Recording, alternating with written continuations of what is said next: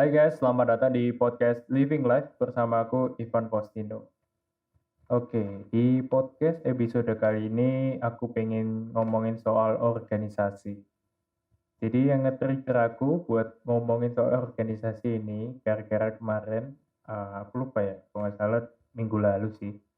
Itu aku sempet Insta story, terus kayak ngasih pertanyaan ke teman-teman semua, dan ada salah satu pertanyaan itu nanyain soal organisasi.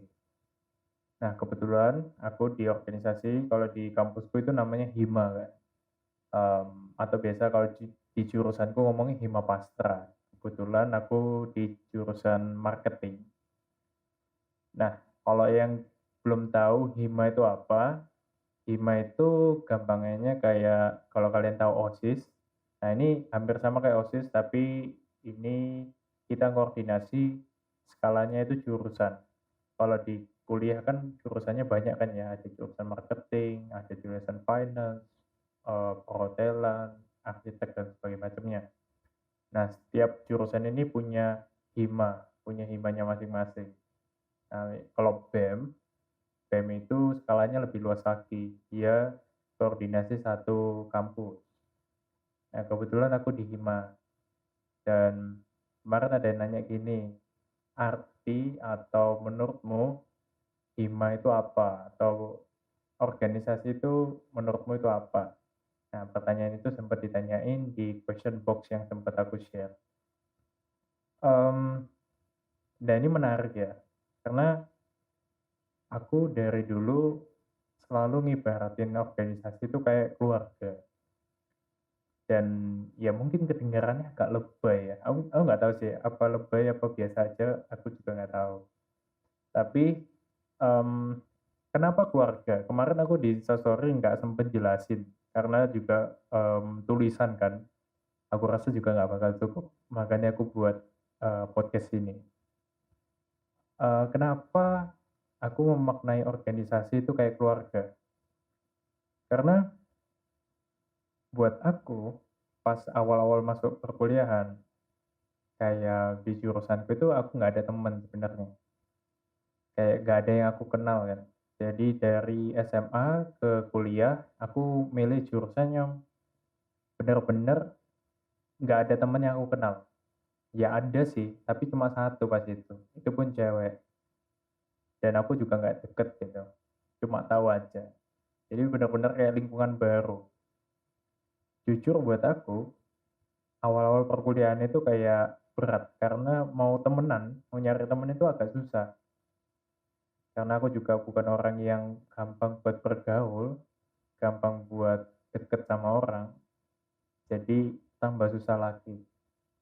Nah, singkat cerita, organisasi ini yang buat aku lebih, apa ya, lebih sering lah, lebih ngerasa ada punya temen nih di kuliah. Kalau misalkan dulu tuh ada cerita paling aku kadang agak ngakak ini kalau ingat-ingat dulu. Dulu saking aku nggak ada temennya itu, misalkan offline kan dulu pas offline ini ya, ada kuliah pagi jam 7.30 ya. Biasanya selesainya itu paling jam 9 atau jam setengah 10 gitu. Nah, habis itu nanti ada kelas lagi nih siang. Misalkan kelas siang itu jam setengah 2. Nah, kalau mau pulang kan sayang kan ya. Rumahku sama kuliah itu jauh. Kayak Eee, makan waktu setengah jam sampai 40 menit lah di perjalanan. Kan capek di jalan kan kalau aku pulang dulu. Seringkali ya aku nunggu di kampus dong. Nah, pas nunggu di kampus ini, kalau dulu saking nggak ada temennya, aku tuh kayak keliling-keliling kampus gak jelas, kayak tur sendiri, mmm, ya kadang juga ke perpustakaan, kayak ya duduk-duduk aja di tempat duduk. Kadang kalau dulu masih zamannya PUBG itu ya, main PUBG sendiri di perpus sambil headset-an. Kalau nggak gitu, ya ke kantin, jajan sendiri, duduk sendiri, ya saking nggak ada temennya gitu. Karena aku juga bingung mmm, mau kenalan terus mau ngerumpul sama siapa itu aku kayak nggak ada. Nah, pas aku mau masuk ke semester 3, dari semester 2 ke semester 3 itu ada pendaftaran di organisasi. Nah, waktu itu aku beraniin buat daftar. Padahal dulu dari SMP, SMA itu nggak pernah tuh, ikut OSIS, kepanitiaan dan sebagainya macamnya. Dari dulu, cuma kepingin aja, dari SMP itu kepingin join OSIS, tapi tak aku tunda. SMA ada juga rasa kepingin, tapi aku tunda lagi. Sampai akhirnya ya kuliah ini kayak kesempatan akhir kan, akhirnya ya nggak tak tunda lagi lah. Kayak habis kuliah mau kerja gitu, kayak nggak ada kesempatan buat organisasi kan. Ya udah akhirnya aku join lah organisasi, daftar, dan puji Tuhan keterima di Hima itu tadi. Nah di Hima ini yang aku rasain yang cukup berkesan adalah aku jadi ada temen nih. Ya temen di luar organisasi juga ada akhirnya ya. Mmm, tapi kalau di Hima itu yang aku rasain kan anak-anak juga ini kan, anak-anak di organisasi itu notabene pasti aktif di perkuliahan dan pasti seringkali ngabisin waktu di kuliah, sering ngabisin waktu di kampus. Nah jadi kayak pas aku ada jam-jam kayak tadi tuh, jam-jam kosong, itu pasti ada orang-orang yang bukan orang-orang, ya pasti ada anak-anak yang juga ngumpul di organisasi. Karena ya banyak di organisasi kan dikerjain kan ya juga lumayan ya, ada nyiapin event, terus habis itu ketemu dosen, terus ya sebagai macamnya lah. Nah di situ, aku nemuin tuh ada tempat kayak apa ya, istilahnya tempat bersandar lah, apa ya ngomongnya ya, agak agak susah ya. Istilahnya kalau bingung aku misalkan lagi nggak ada temen nih, ya ke tempat tongkrongan organisasi. Jadi kalau di kampus, di jurusanku itu kayak ada tempat tongkrongan. Kalau aku nyebutnya itu biasanya T2, karena gedungku itu gedung T dan lantai 2, jadi nyebutnya T2. Di situ biasanya tempat tongkrongan jurusanku. Nah, ada juga biasanya itu kita kalau anak-anak organisasi, terutama jurusanku itu nongkrongnya ada di lab. Jadi ada namanya lab marketing. Di sana biasanya kita ya cerita-cerita, kerja tugas dan sebagainya macamnya. Nah, dari situ aku pelan-pelan kayak nemuin keluarga baru. Ya, memang ngomongin keluarga bukan berarti seneng-seneng aja, kayak apa ya? Kalau ngomongin keluarga kadang kan anggapannya wah kayak fun atau seneng-seneng aja, terus nggak ada masalah dan sebagainya macamnya. Justru keterbalikan dari itu semua. Di organisasi banyak banget masalah, banyak banget yang harus kita selesaiin, dan aku ngerasa justru itu yang jadi, apa ya, jadi mempererat hubungan. Karena yang aku rasain juga, nggak ada keluarga yang sempurna gitu. Di dunia ini eee, kayak misal aku pakai contoh keluargaku sendiri aja lah. Ya aku meskipun papa mamaku masih ada, keluarga saudara juga masih ada, lengkap semua, kita juga, jalani hari juga kayak biasanya, tapi kita tetap punya masalah gitu dalam keluarga. Tetap punya challenge, tetap punya satu problem yang harus kita solve. Dan ya itu nggak gampang. Jadi menurutku nggak ada keluarga yang sempurna, dan itu juga berlaku di organisasi. Dia anggapannya kadang kalau ngomongin organisasi itu fun-fun aja, ya nggak juga. Pasti ada sesuatu yang harus kita hadapi. Entah itu baik atau entah itu nggak enak, malah justru seringkali di organisasi kapasitas kita itu kan ditarik ya. Kapasitas kita ditarik supaya kita bisa terus berkembang. Nah, ngomongin soal tadi itu, dari dulu itu ada pesan atau ada wisdom lah dari senior-seniorku, terus dari mentor juga, yang ngomongin soal organisasi, mindset dalam berorganisasi. Dan ini menurutku juga bisa relate ketika kita mau apply di pekerjaan atau kita mau, masuk di suatu komunitas baru. Entah itu komunitas sosial atau komunitas apapun lah. Yaitu pas kita apply ya, pas kita mau masuk dalam organisasi, jangan sampai kita punya mindset kayak, kalau misalkan aku masuk ke organisasi ini kira-kira apa yang aku bisa dapat? Jangan sampai kita punya mindset itu. Bukan berarti itu salah ya, tapi, jangan jadi ini tuh fokus utama. Karena yang harusnya kita menjadi fokus utama kita adalah apa yang kita bisa kasih, apa kontribusi yang kita bisa berikan di organisasi ini. Istilahnya kayak, kamu mau ngasih dampak apa di organisasi ini, itu yang lebih penting. Karena ini mindset kalau nggak diterapin dari awal, ujung-ujungnya ini bakal, buntutnya itu bakal nggak enak biasanya. Kalau udah di awal ngerasa udah, ngerasa kayak minta sesuatu kan, ngerasa kayak, "Wah, aku bisa dapat apa ini kalau dapat kalau aku join organisasi ini? Benefit apa yang bisa ditawarin kalau aku join?" Ya, justru kan harusnya sebaliknya ya. Nah, ini salah satu hal yang juga aku belajar dan juga, ngingetin aku ya, kalau kita itu harus selalu rendah hati, selalu punya istilahnya itu beginner mindset. Dimana kalau kita, ketemu seseorang, kita itu memposisikan diri kita itu kayak gelas kosong yang siap diisi. Kalau misalkan memposisikan diri kita itu kayak gelas yang udah penuh, kita ngerasa udah tahu segalanya, ya kita nggak bakal dapat apa-apa ketika kita ketemu orang, ketika kita join organisasi, atau bahkan nanti di pekerjaan, ya kita nggak bakal dapat apa-apa, nggak bakal belajar apa-apa.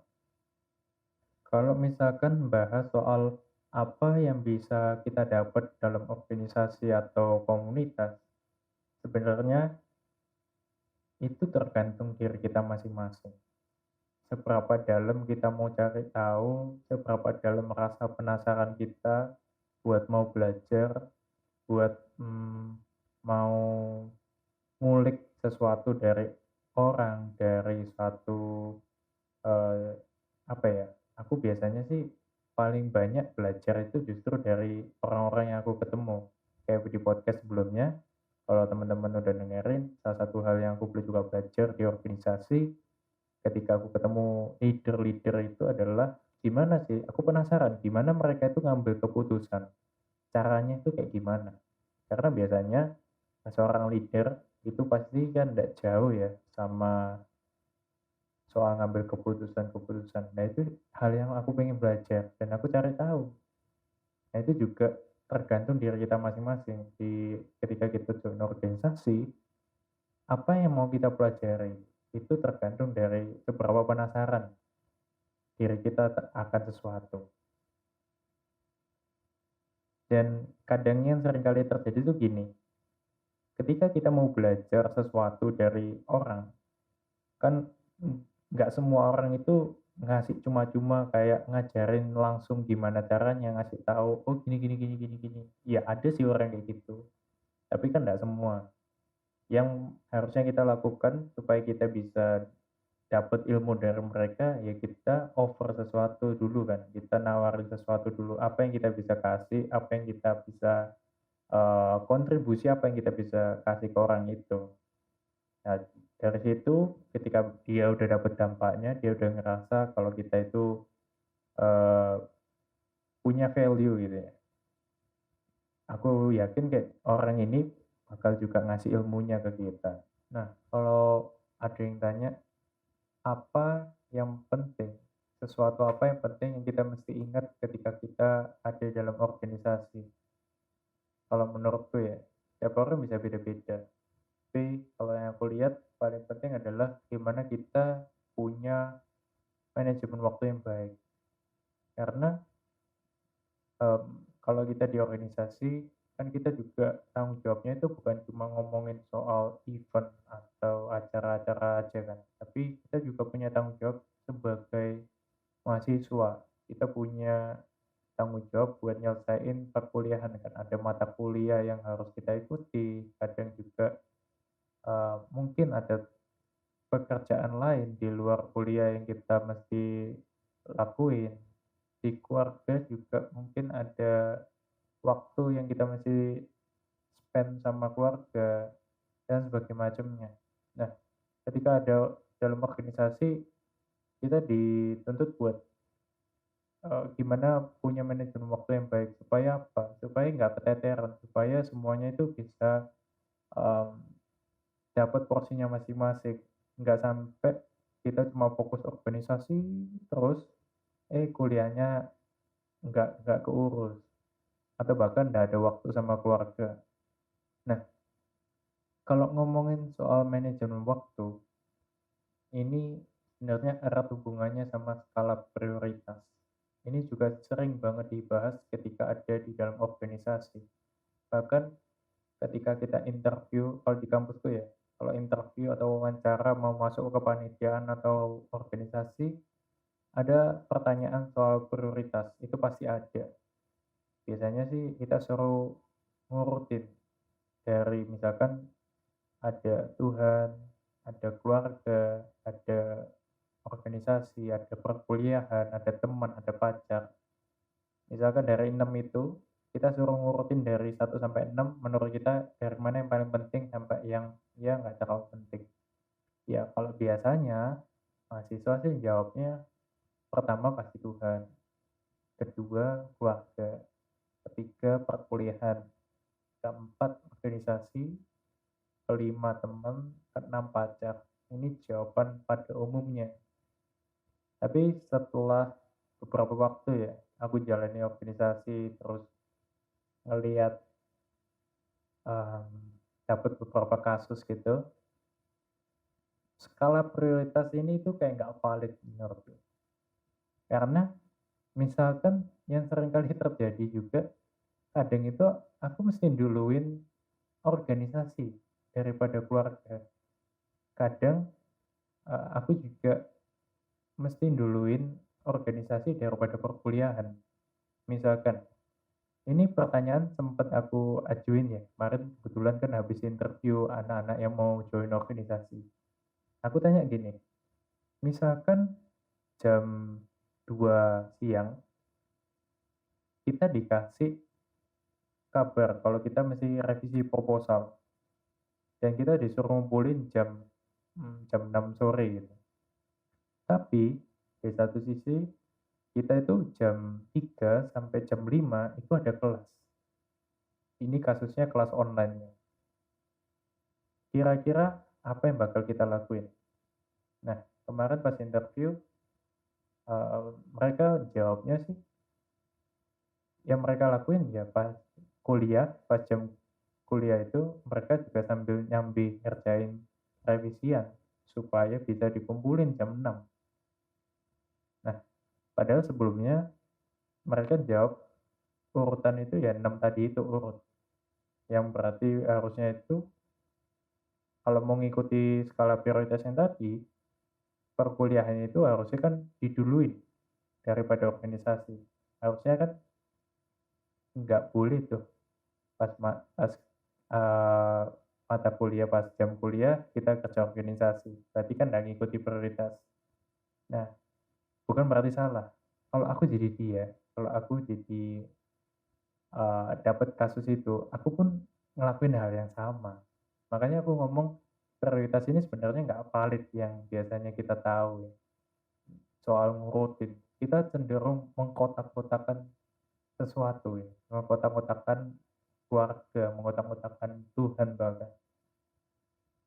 Salah satu mentorku yang sampai sekarang sih masih jadi mentor, itu pernah ngomong gini, yang benar ketika kita mau memprioritaskan sesuatu adalah anggapannya itu kayak bayangin ada lingkaran, terus di tengah-tengah itu ada titik. Titik itu yang di tengah-tengah itu Tuhan. Nah, lingkarannya di sekitarnya itu baru keluarga, perkuliahan, organisasi, teman, pacar, dan lain-lainnya. Jadi Tuhan di tengah dikelilingi sama ya yang lain-lain itu. Nah, konsep ini tuh butuh kedewasaan karena kita mesti lihat situasi kondisi. Misalkan situasinya kita mesti duluin organisasi dulu daripada perkuliahan. Ya kita mesti timbang-timbang. Kalau misalkan aku duluin organisasi dulu, kira-kira aku bisa ngejar nggak kuliah yang aku tinggalin. Kalau misalkan aku mesti ngejar eh, misalkan kayak duluin organisasi dulu daripada keluarga, kira-kira aku bisa ngomong baik-baik nggak ke orang tua kalau misalkan oh waktu spend sama keluarga diganti hari apa, atau gimana kamu negosiasi sama keluarga supaya apa orang tua kita tuh bisa nerima oh iya emang anakku lagi ada acara dan sebagainya macamnya.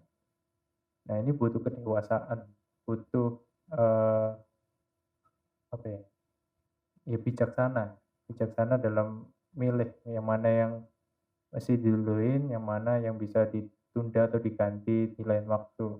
Dan hal yang bikin aku lebih yakin lagi ya, itu karena dulu ada sempet cerita, entah ini lucu atau memalukan, aku juga nggak tahu. Kalian yang menilai ya. Jadi dulu, aku kan menganut prinsip di mana prioritas itu nomor satu Tuhan, dua keluarga, dan sampai enam itu pacar ya. Nah, ini skala prioritas ini dari satu sampai 6 aku sempet ngomong ke pacarku yang dulu. Ya, sekarang udah enggak. Tapi aku sempat cerita ke dia, kalau misalkan hubungan kita pacaran itu aku prioritasin di paling terakhir. Karena ya aku sempat jelasin karena ya yang paling penting kuliah dan sebagainya macamnya, sebagai ya kayak gitu-gitulah. Nah, habis aku cerita ke dia, pulangnya aku cerita ke papaku. Aku cerita kalau misalkan aku ngomong ke pacarku ini soal skala prioritas. Pas aku cerita, nah habis aku cerita itu aku malah diomelin sama papaku. Aku lupa ya tepatnya papaku ini ngomong apa, tapi yang aku ingat itu kayak papaku ngomong gini, "Lah, cewekmu pacarmu masa mau diprioritasin paling terakhir? Ya, misalkan kamu jadi dia, kamu ya masa mau sih ditaruh di paling terakhir? Ya nggak bijak lah apa yang kamu ngomong itu." Nah, dari situ aku mulai mikir-mikir, iya ya, masa di paling terakhir ya? Maksudnya kalau misalkan dalam kehidupan sehari-hari, kita kan juga mesti pintar-pintar buat ngasih waktunya kita itu atau ngalokasiin waktunya kita itu kemana. Apalagi kalau kita punya pasangan, ya ada kalanya kita harus spend waktu sama pasangan kita kan. Kalau misalkan ada organisasi nih atau kita ada dipegangi satu acara atau tanggung jawab, biasanya pas deket-deket hari H, itu kan hektik ya, dan biasanya makan waktu banyak tuh buat mempersiapkan yang terbaik buat acara itu. Ya, habis acara itu bolehlah spend-spend waktu sama pasangan, bukan fokus terus ke organisasi, perkuliahan dan sebagainya macamnya. Ya itu penting, tapi makanya balik lagi ke tadi yang soal manajemen waktu, kita mesti bisa ngatur waktunya kita supaya dari keluarga, dari kuliah, dari teman, terus pekerjaan, pasangan, itu kita bisa alokasiin waktu masing-masing ke mereka semua. Dan ini yang butuh kedewasaan, butuh bijak lah kita dalam ngalokasiin waktu. Dan ya mungkin itu sih kalau ditanya hal yang paling krusial yang sering terjadi dan sampai sekarang pun banyak yang masih berproses kok dalam manajemen waktu ini. Bahkan aku rasa terus orang itu bakal terus berproses di soal waktu-waktu kayak gini. Dan ya mungkin segitu aja sih dari episode kali ini soal organisasi ya. Mungkin next episode kalau aku ada kepikiran sesuatu soal organisasi lagi, aku bakal sharing lagi di podcast. And thank you guys buat kalian yang udah dengerin sampai akhir. Dan sampai jumpa di episode selanjutnya. Bye-bye.